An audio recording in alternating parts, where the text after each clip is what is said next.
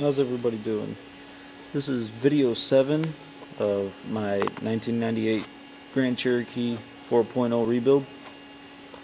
Um, Last night, before I left here, I stripped the engine down. I didn't have enough memory on my camera to get everything while I was doing it. So I got everything done. Cylinder head's off. Crank is out. Um, Pistons are out. Just got this protective plastic on it. Everything's disassembled now.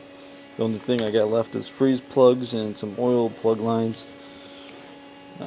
So I got to get those plugs out. But everything's out. Lifters are out. Measured everything. Took my micrometer out and measured the crank all the way across on the mains and on the rods. And actually everything was within specifications.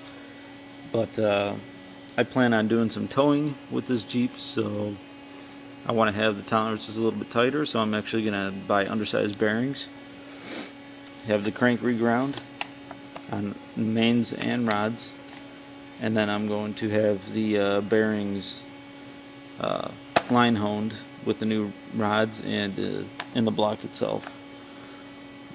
Like I said, the cylinder head, pretty much leaving it alone. I'm just going to do some porting on it.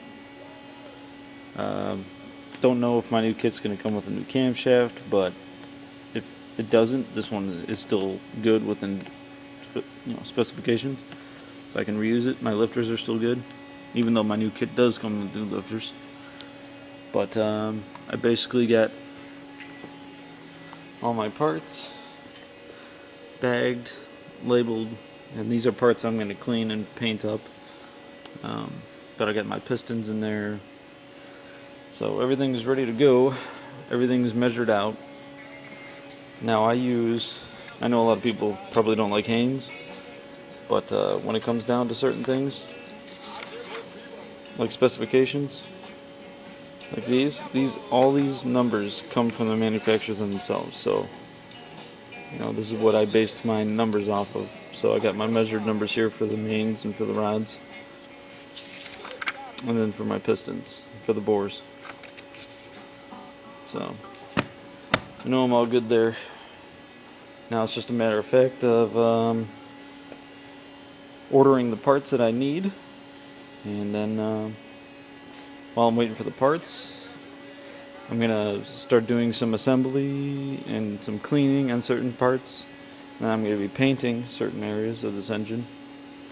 I got the oil pan to clean up and get ready. I got this brace which goes underneath the main caps. This is kind of a support. It strengthens up the bottom end of the motor. I'm going to clean that up a little bit. So I got my stuff to do in the meantime, so I keep myself busy. So I'm going to continue making videos. Like I said, this is video 7 of my rebuild. So next step, ordering parts, get the stuff off to the machine shop, get the crank reground, get the new bearings fitted for it, and then get the pistons in, get the engine board out, and get it cross-hatched, and then get the bearings in the block as well honed out, and that way this thing will be good for towing. So I think that's pretty much it for now, and then I'll keep you guys informed on what else is going on. Thanks, guys.